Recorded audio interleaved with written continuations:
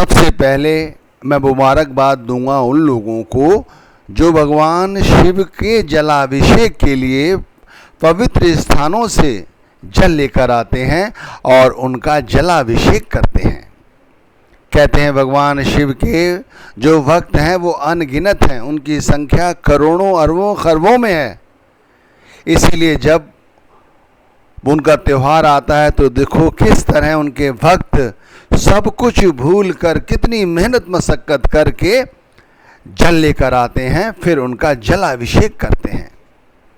बहुत सारे ऐसे लोग भी हैं जो चाहते तो हैं कि वो भी भगवान शिव का जलाभिषेक करें, लेकिन किसी ना किसी कारणवश वो ऐसा नहीं कर पाते। कुछ लोग बूढ़े हैं, इतना चल नहीं सकते। कुछ लोग ऐसा रोगग्रस्त हैं, रोग के कारण वो इतनी मेहनत नहीं कर सकते। कुछ लोग नौकरी वाले हैं, कारोबार वाले हैं, वो इतने समय के लिए अपने कारोबार और नौकरी को नहीं छोड़ सकते। बहुत सारी ऐसी बहनें हैं वो भी चाहती हैं कि वो जाएं और पवित्र स्थानों से जल लेकर आएं और भगवान शिव का जलाभिषेक करें, लेकिन कहीं ना कहीं वो घुट के रह जाती हैं। और जो लोग जल लेकर आते हैं उनको देखकर वो हर्षित होती हैं, हर्षित होते हैं, खुशियां मनाते हैं। लेकिन आज मैं आप लोगों से ये कहना चाहता हूं कि सद्गुरु की एक ऐसी भी सीख है, अगर हम उसका सही तरह से अनुमोदन करें तो घर बैठे ही एक साथ भगवान शिव के 12 ज्योतिर्लिंग पर जलाभिषेक कर सकते हैं। एक साथ, एक समय में। सोचो तो सही, ऐसा कैसे संभव है? तो कुछ संतों की शिक्षा जो है वो आंतरिक तौर पर ही बताई गई है। पूर्ण संत हमेशा ही जब भी आपसे कोई बात कहेंगे वो यही कहेंगे कि अपने अंदर जाकर अपनी खोज करो। पहले अपनी खोज करो, उसके बाद परमात्मा की खोज करो। शुरुआत अपने से करो। यहां पर भी भगवान शिव के जलाभिषेक को हम इस विधि द्वारा कर सकते हैं। देखो, भगवान शिव के 12 ज्योतिर्लिंग हैं और एक साथ उन 12 ज्योतिर्लिंग पर यदि हम जलाभिषेक करने की कोशिश करें तो हमें कितना समय लग जाएगा? बहुत समय लग जाएगा। केदारनाथ, विश्वनाथ, वैद्यनाथ, महाकालेश्वर, नागेश्वर, सोमनाथ, ओमकारेश्वर, त्र्यंबकेश्वर, घृष्णेश्वर, भीमाशंकर, मल्लिकार्जुन और रामेश्वर। भाई, भगवान शिव के इन 12 ज्योतिर्लिंगों पर एक साथ जाना संभव नहीं है। लेकिन यदि चौखड़ी मार के अपने घर पर ही हम बैठ जाएं और मानसिक तौर पर ऐसा आवाहन करें कि ये समस्त 12 ज्योतिर्लिंग भगवान शिव के हमारे ही अंदर हैं, क्योंकि कहा गया है कि आत्मा के साथ ही परमात्मा विराजमान रहता है। हमारे शरीर के अंदर आत्मा भी है और परमात्मा भी है। आज उस परमात्मा को भगवान शिव का रूप दो, मानसिक तौर पर उनकी भक्ति करो, मानसिक तौर पर उनकी आराधना करो, मानसिक तौर पर, आंतरिक तौर पर उनका जलाभिषेक करो। गोस्वामी तुलसीदास कृत एक वंदना है उनकी, उनमें जलाभिषेक इस तरह से किया गया है जिसमें वो कहते हैं, नमामि शमीशाम निर्वाण रूपम विभुम व्यापकम ब्रह्म वेदम स्वरूपम निजम निर्गुणम निर्विकल्पम निरीहम निराकाश वाकाश वासम भजे हम। गोस्वामी तुलसीदास जी द्वारा कृत ये जो जलाभिषेक के विषय में, उनके भगवान शिव की वंदना के विषय में जो कहा गया है वो वाकई में बड़ा अद्भुत है। इसमें कहते हैं मोक्ष रूप, हे मोक्ष रूप, भगवान शिव के लिए कहा गया हे मोक्ष रूप विभु व्यापक ब्रह्म वेद स्वरूप। देखो, सब कुछ समाहित है इन शब्दों में। विभु व्यापक ब्रह्म वेद स्वरूप ईशान दिशा के ईश्वर और सबके स्वामी भगवान शिव, मैं आपको नमस्कार करता हूँ, मैं आपको नमस्कार करता हूँ। निज स्वरूप में स्थित, निज स्वरूप में। मैं फिर आपसे कहता हूं, समझो बात को। गोस्वामी तुलसीदास जी ने भी जब ये लिखा है उस समय भी उन्होंने कहा है, निज स्वरूप में स्थित भेद रहित चेतन आकाश रूप भगवान शिव को मैं नमस्कार करता हूं, निज स्वरूप। इसी तरह भगवान शिव हमारे अंतर में 12 ज्योतिर्लिंगों के स्वरूप में विराजमान हैं। हमारे सतगुरु इसके साक्षी हैं। भाई सतगुरु का भेद है कि अंतर में सब कुछ है, सब कुछ है। निरंतर यहाँ वाणी हो रही है, निरंतर यहाँ ज्योति जल रही है। तो आज उस ज्योति को ज्योतिर्लिंग का रूप दे दो। और क्या करना है? सुबह अमृत वेला में उठो, चौखड़ी लगाओ, पवित्र होकर बैठो, आवाहन करो अपने गुरु का और फिर उपासना करने लग जाओ भगवान शिव की और 12 ज्योतिर्लिंगों का स्मरण करो। अपने अंदर बोध लाओ उनका कि जैसे मानसिक तौर पर मैंने भी मां गंगा का आवाहन किया, मेरे हाथ में एक सुंदर कलश है सोने का। मानसिक तौर पर हम वैसे भी तो बहुत कुछ सोचते रहते हैं, तो ये मानसिक तौर पर सोचो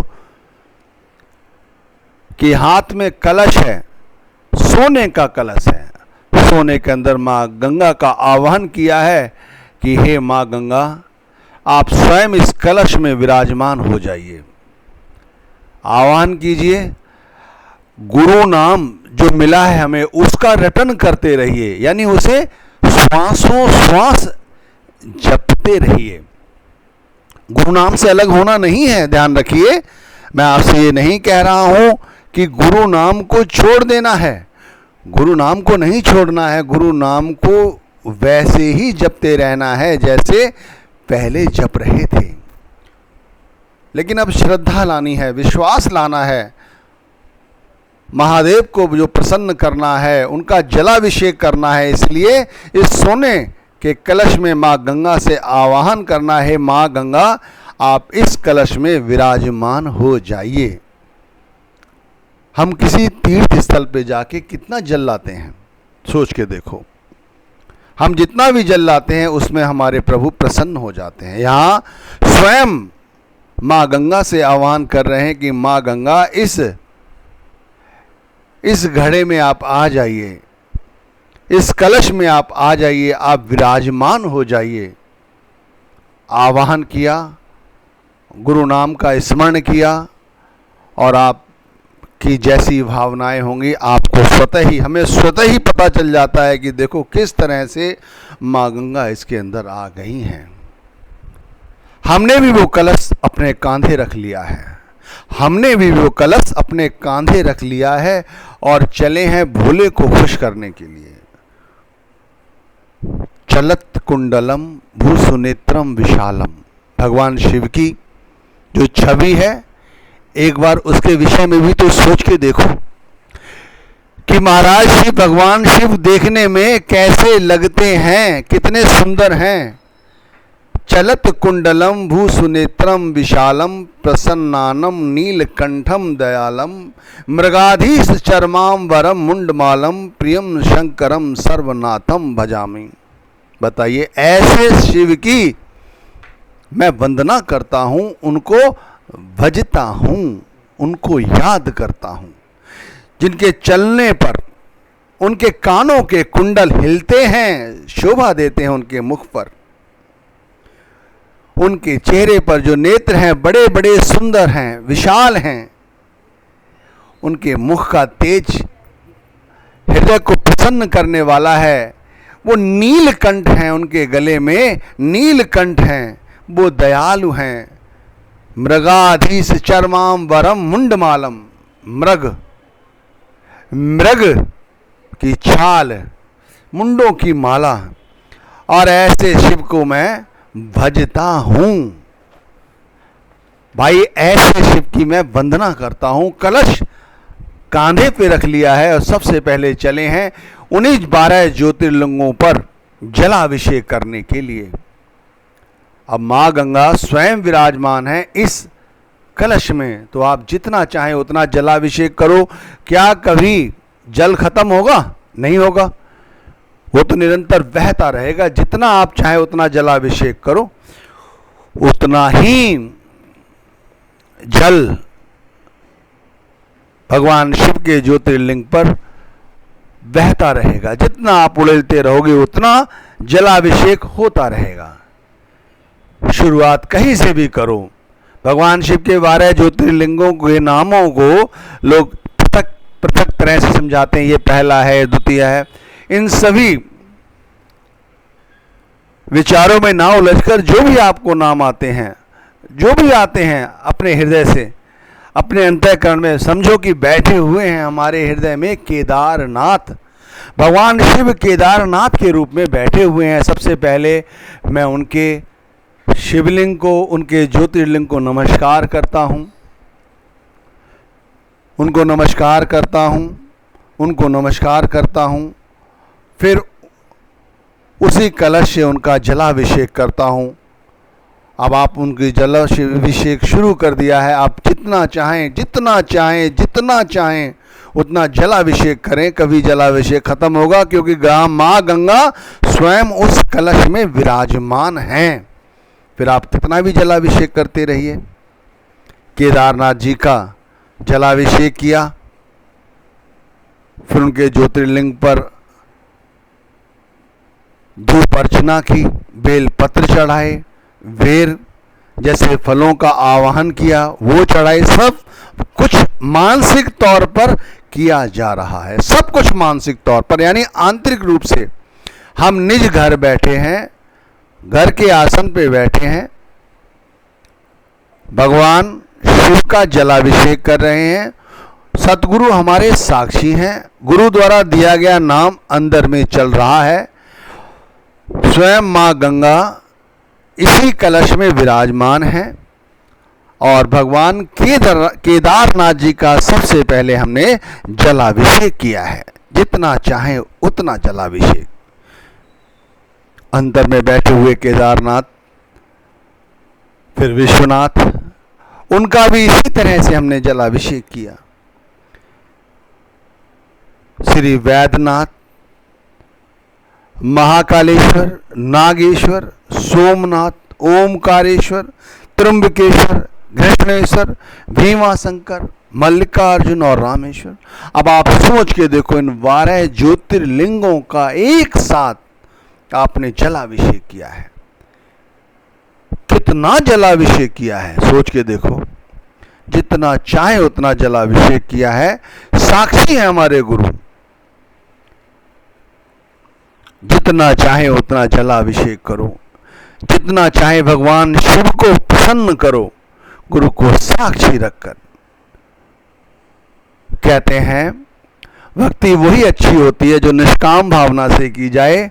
भगवान हमारी अंतः आत्मा को जानते हैं कि हम उनसे क्या मांगना चाहते हैं। फिर भी यदि कुछ मांगना ही है, अगर कुछ मांगना ही है, तो मैं तो यही कहूँगा, सबकी अपनी अपनी भावनाएं हैं। हम तो महाराज शिव से यही मांगते हैं कि हमारे सतगुरु हमेशा ही स्वस्थ रहें। हमारे सतगुरु जो नर रूप में है लेकिन परमात्मा का स्वरूप है, वो हमेशा ही स्वस्थ रहें, निरोगी काया रहे उनकी संगत दिन दूनी रात चौगनी बढ़े। जैसे हम भटके हुए थे, जैसे हमें उन्होंने रास्ता दिखाया, ऐसे ही अनगिनत जीवात्माएं जो इस समय अंधेरे में, अज्ञान के अंधकार में भटक रही हैं, हमारे सतगुरु उनकी बाह पकड़कर उन्हें भी अंधकार से प्रकाश की ओर ले आए। हम तो यही चाहते हैं कि सतगुरु का यश इस लोक में भी फैले और परलोक में भी फैले। वहाँ भी जाएं तो पता चले कि ये उन गुरु का शिष्य है। हम तो भगवान शिव से यही मांगते हैं। हम तो यही मांगते हैं कि हमारे सतगुरु हमेशा ही प्रसन्न रहें। जब तक ये चांद तारे रहें तब तक हमारे गुरु का यश इस संसार में पौड़ता रहे। भाई यही मांगते हैं। बाकी हरी इच्छा जो कुछ मिल जाए, उस परमात्मा की इच्छा, सदगुरु की इच्छा, हमें इससे ऊपर कुछ नहीं चाहिए। गुरु के सच्चे दर्शन मांगते हैं, गुरु से सच्चा प्रेम मांगते हैं, गुरु की सच्ची भक्ति मांगते हैं। और क्या चाहिए? माया आज तक किसी की नहीं हुई। भगवान शिव की जितनी भी फोटोज देख लीजिए, जितनी प्रतिमाएं देख लीजिए, उनके अंदर वो ध्यान की हमेशा मुद्रा में ही रहे हैं। कहते हैं शिवलिंग जो ज्योतिर्लिंग है वो भी समाधि के रूप में ही है। 12 ज्योतिर्लिंगों में भगवान शिव हमेशा ही समाधि की अवस्था में लीन रहते हैं। उन पे जलाभिषेक करके हम उन्हें प्रसन्न करते हैं। महाराज से प्रसन्न होने पर हमें मन वांछित फल प्रदान करते हैं। इसीलिए परमात्मा से परमात्मा को मांगो, परमात्मा से ज्ञान मांगो, भक्ति मांगो, मुक्ति मांगो। संसार की माया में उलझे रहे तो कुछ नहीं बनेगा। मैं ये नहीं कहता कि जिस बाहर के पवित्र स्थानों से जल लाकर शिवलिंग पर जल चढ़ाना गलत है, ये तो बहुत ऊंची सेवा है, ये तो सभी को करनी चाहिए। लेकिन मैं ये कहता हूं जो लोग नहीं कर पाते हैं वो कृपया निराश ना हो। कहते हैं हमारा मन जब तरह तरह के खेल नचाता है, तरह तरह के स्वांग रचता है, तो क्या वो हमें परमात्मा की भक्ति करने में सहायक सिद्ध नहीं हो सकता? सतगुरु को साक्षी मानकर इसीलिए घर बैठकर भगवान शिव का जलाभिषेक करो। जैसे भी हो उनका जलाभिषेक करो, उनको खुश करो, उनको राजी करो। नमामि शमीशाम निर्वाण रूपम विभुम व्यापकम ब्रह्म वेदम स्वरूपम निजम निर्गुणम निर्विकल्पम निरीहम चिदाकाशमाकाश वासम भजे हम। भगवान शिव की ऐसी आराधना गोस्वामी तुलसीदास कृत इस जलाभिषेक प्रसंग को जरूर हमें पढ़नी चाहिए, सुननी चाहिए और अपने अंदर उतारनी चाहिए। भगवान शिव का जो रूप है कितना प्यारा रूप है, जिसका मैंने पहले भी अनुमोदन करके आपको सुनाया। फिर मैं वही बात आपसे कहता हूँ कि चलत कुंडलम भू सुनेत्रम विशालम प्रसन्नानम नीलकंठम दयालम मृगाधीश चरमाम वरम मुंडमालम प्रियम शंकरम सर्वनाथम भजामी। मैं ऐसे भगवान शिव की आराधना करता हूँ, उनको भजता हूँ। मेरे गुरु साक्षी हैं। मेरे गुरु मुझे आंतरिक तौर पर भगवान के 12 ज्योतिर्लिंगों का जलाभिषेक करने की जो शक्ति प्रदान की है, मैं अपने सदगुरु को धन्यवाद देता हूँ। मैं अपने सदगुरु को धन्यवाद करता हूँ और सभी से आह्वान